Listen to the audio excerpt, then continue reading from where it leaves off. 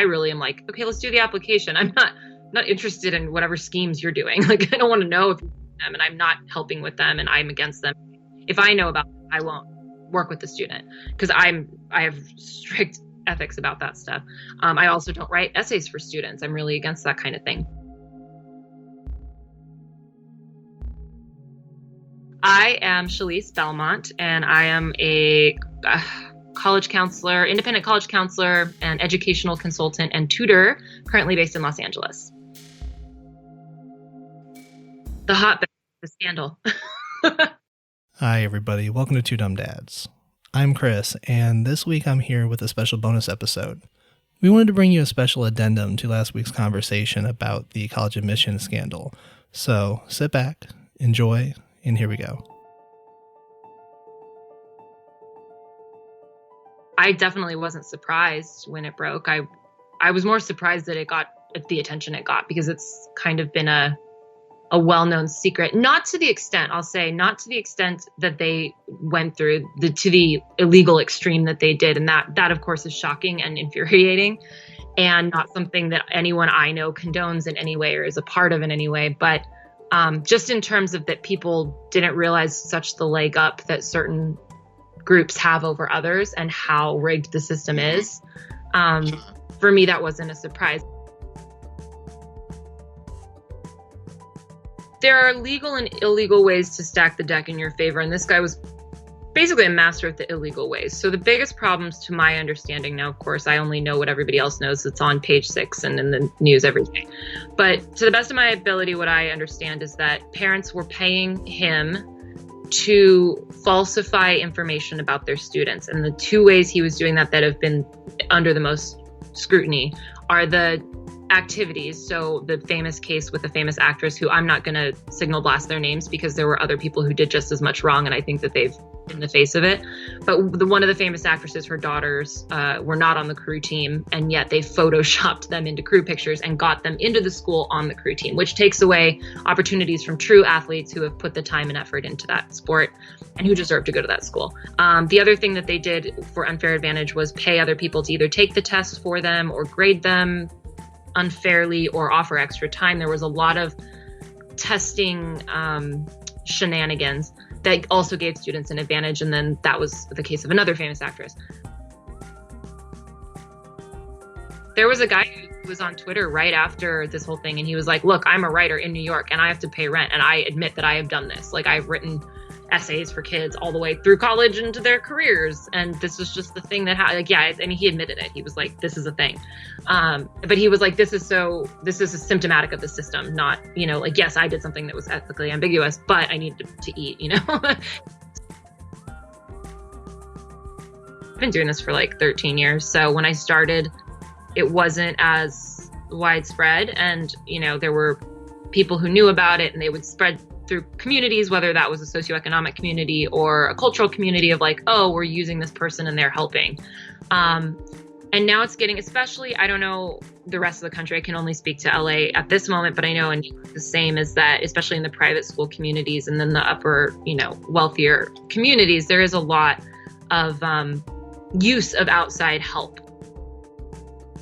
So many kids are realizing I might not get into the Ivy League, even though I have a 4.5 GPA and a 36 on the ACT, true story, many kids this year, and a resume a mile long, and they get rejected from the Ivy League because it's that thing of everything's equal, now it's a lottery system, or we're going to push a certain emphasis, first generation college student, or whatever diversity initiative they need more of that year, and that's great. That's where we start addressing systemic issues, and I'm 100% supportive of that. There are only so many places in an Ivy League school, and you are competing against not only your fellow classmates, not only your fellow Americans, but you're into the entire world of teenagers, literally. And they all are trying to get those 1,500 spots or whatever, depending on the size of the school. Really what schools are doing now, and they've all said this, is that, how they make up a class, who they choose, which is part of the reason some kids who deserve to get in don't, is because part of it is they're really trying to make up interesting classes of interesting people who have different experiences.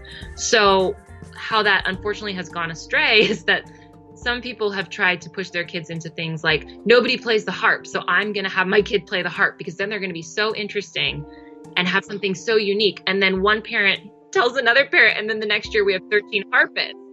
But it's disingenuous.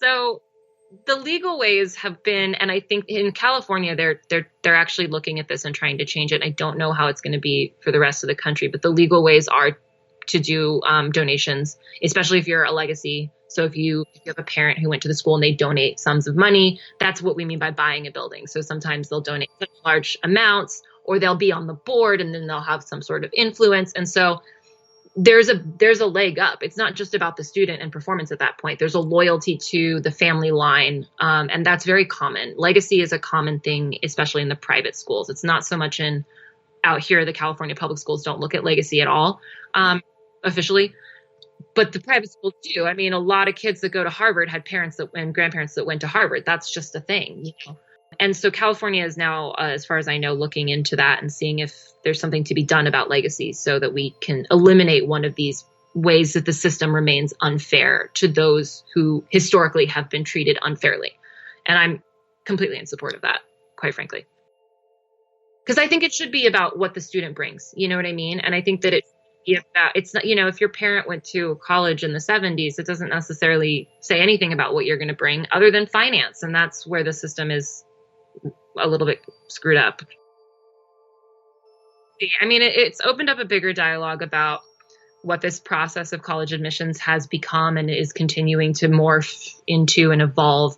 And it's been a really eye-opening year in terms of how competitive it is. And not just because of the scandal, although of course that adds to the dialogue, but just in terms of the numbers and what I'm seeing in the industry now and how competitive it is and how really, truly qualified, hardworking, honest applicants are getting denied from so many great schools because it's just a numbers game. And it's kind of like, you have to be so qualified and you have to be so, perfect on paper anyway. And then it's like, you also have to win the lottery because there's more qualified and perfect people on paper and applying than there are spots. And so then among these brilliant qualified kids, then it's like, okay, who's going to get these very few, 4% of the spots of the applicants that apply? It's spreading because if you think about it, just in terms of logic, the high school counselors often have anywhere from 30, 60, 300 students that they're trying to help through this process at the high schools. And they can't give each student the attention they might need to help them navigate every question and every deadline.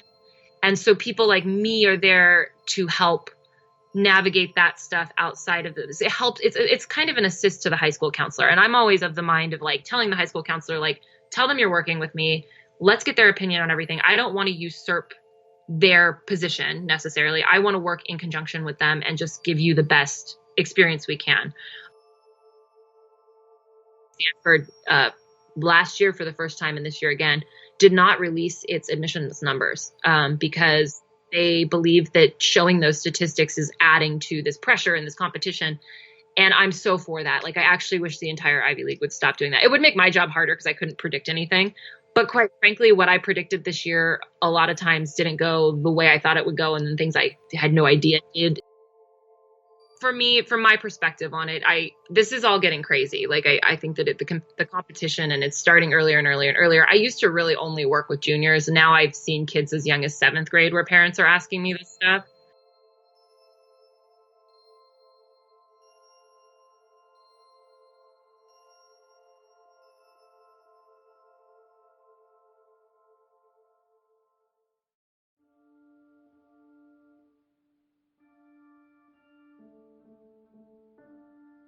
I do say half my job is like therapy because I'm dealing with relationships between parents and students. So basically, parents and students come to me and they ask for my expertise, and I'm helping them to navigate the process. So my job is to explain the different applications, explain the deadlines, explain what requirements they're going to have to do, letters of recommendations, transcripts, resumes, and or activities lists.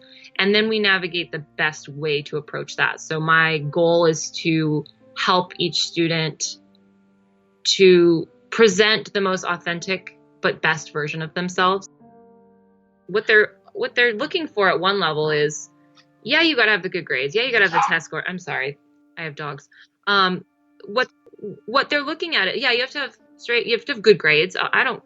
It depends on who the kid is and where they want to go. You have to have good grades and show that you've tried. You have to have a test score that matches where your desires are to go. That's assumed. And I tell them that. I assume you're going to do your absolute best. And if you're not, you need to get some help. Tutoring, parents, friends, whatever. There are resources. You just have to have the will. But it all has to look effortless. And I think the thing where the writing and the activities and the what are you doing with your time comes in is all the grades and stuff need to look like that's not all you're doing, because it shouldn't be all you're doing. You should be out doing other things, engaging with your community. I don't care what that looks like. There's a million ways to be a whole person, because a person who's just studying is not a whole person, and I like that part of the application process of that there is a place to fill in activities, and there are essays that they ask you, tell us about your community, or tell us about yourself, or tell us about your favorite activity, because they want to see what else you have that you're bringing to the school. Yeah, the getting the application in on time is important, but really the writing I find is the make or break. If everything else is equal, the writing is where the decisions are made, honestly. It's hard for some kids. It's hard for kids who, especially kids who are really oriented towards engineering or math. Sometimes they have a hard time telling their story, or they think there's nothing unique about them. And I promise there is something unique about each kid. It's just, so that's my job, is to help them find that. I tell my kids, you cannot write about playing video games, and you cannot write about watching TV. So unless you're going to be a video game designer or be a filmmaker. So if you're doing anything that is a good use of your time that you would feel proud to talk about, that to me is a good use of your time. I tell my students, I don't care what you do in the summer, build a birdhouse. I don't care, but be doing something, be improving yourself. As grownups, it's, I think, a little easier for us to wrap our head around that. We read willingly, and we listen to TED Talks, and we do things for the love of them. But when you're a kid, there's so much obligation in your life as it is, that sometimes it can all feel like an obligation. So I'm of the mind of what are the things you love to do, and just do them, I had a kid who loved to be outdoors and wants to do agriculture, and he just didn't know. He's like, what can I do with that as a high school student? And I said, well, you can start volunteering to clean up nature trails. You can do beach cleanups. You can, be a camp counselor at an outdoor camp. Those kinds of things. You're engaging with nature, you're furthering your own passion, and you're showing some sort of interest in the thing that you're going to put down as your major, but it's genuine, it's something that he's really was passionate about. And he got into a really good school for agriculture. I have a prima ballerina in Russia right now who's a freshman in high school. So that'll be a big part of her identity, is going to be that she dances. I also kids who are really passionate about human rights and have done internships at the UN and have done, lobbied on Capitol Hill or tried to write their own bills to send to the state legislator. But one of my favorite essays this year, a kid wrote about raising jalapeno plants, and he named them. And it was my favorite essay because it was just so sweet and genuine, and he had great admissions results. He didn't get into the school that he applied to early, which was very common this year. But he got into a great school, and he's thrilled. So his little jalapeno story got him where he needed to be. It's hard. It's as much of a guess on my end of I don't know where kids are going to end up, but my job is to make sure they have choices. And I never have a student who doesn't go to college at the end, or who doesn't have the option to go to college.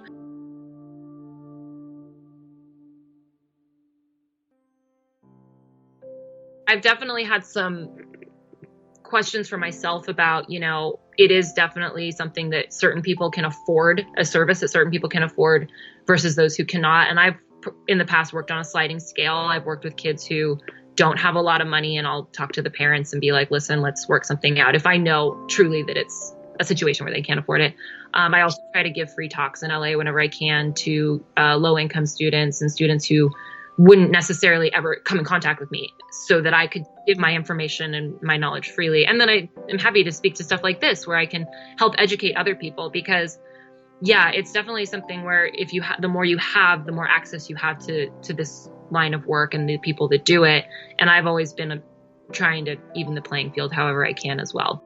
So income bracket is high, I will say, for the clients I typically work with, because my name is usually passed around among those circles.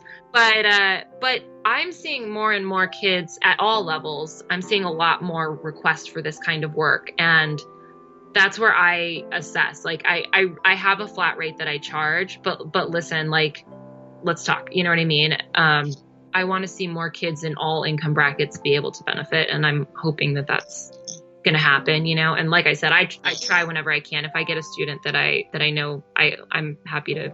So I've worked with kids whose parents make $17,000 a year, and that's that sliding scale. And one of my success stories is a kid like that, and she's getting her doctorate right now, which is super cool. I helped her get waivers so she could apply, and she had to get student loans, and she knows she's going to be paying those back, but she's on the track to get a doctorate.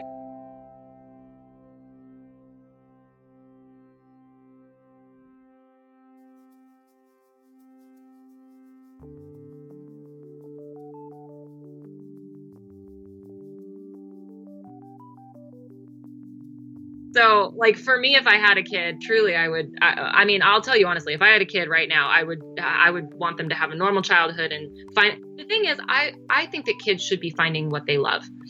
Not at 2.5. I mean, at 2.5, I don't know what they love. So the biggest things to focus on as your kid grows into a little person, because you guys still have babies, but so let them be kids. I mean, really, I really believe that.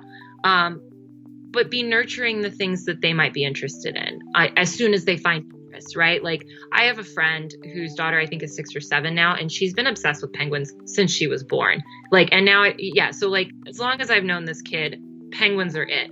To the point, like, it's actually looking like she'll probably be a marine biologist. And she's 7, and we can already and maybe she'll change her mind, but like, she wants to spend every day at the aquarium, and like, there is an inherent interest there. I would just like to promote a healthy attitude about this process, and knowing that it's just a milestone. It's not the end of the road. My website is cbelmontconsulting.com. So that has my email address and stuff. So if anybody has questions or, wants some resources and stuff, I can probably point you in a direction. It has some info about me and stuff too.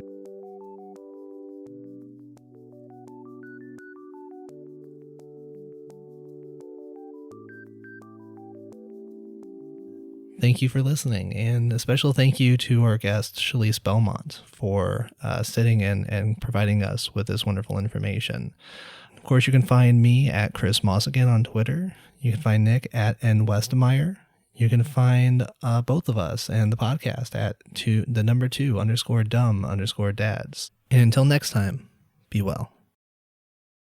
I want to retire.